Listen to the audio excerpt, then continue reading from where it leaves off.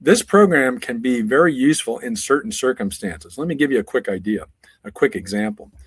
We were approached here basically last week by a real estate agent who has a client looking to buy a new construction home, in this case, a condo, expensive condo, by the way, almost $1 million. And they initially were trying to negotiate a cash purchase with the builder. Well, once you peeled the onion, what we found out is that, yeah, they were going to be a cash buyer, but only after that buyer sold 4 properties, her primary residence and 3 rental properties. Well, of course, once the builder found that out, I was like, well, wait a minute, you're not really a cash buyer. You're a contingent buyer. You've got to sell multiple parcels of real estate to come up with the cash to complete your purchase for cash. So I got called to see what I can do to come up with a solution for this situation. Come to find out, the borrower, the buyer, is not employed, has no employment income, has no monthly income of any sort. She's actually of retirement age, doesn't have Social Security, doesn't have a pension, has no recurring monthly income at all.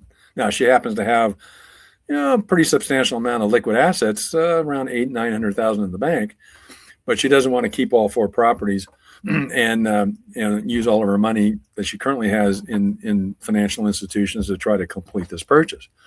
So what we're looking at doing is using this program on her primary residence, which is worth about $3.5 million. She owes $500,000 on it. And so what we're looking to do here is use the community mortgage, do a cash out refi for about $1.5 million, pay off that $500,000 existing mortgage. She'll then clear that it'd actually be about $1 million left over, so she can then complete the purchase of this new construction condo with those proceeds. So again, that doesn't make her a cash buyer. It makes her a buyer who is contingent only on getting financing to complete the purchase, like most other buyers at this development, most new home developments are. So it's not a have to sell a home first in order to close. It's simply have to get this cash out refinance loan completed first.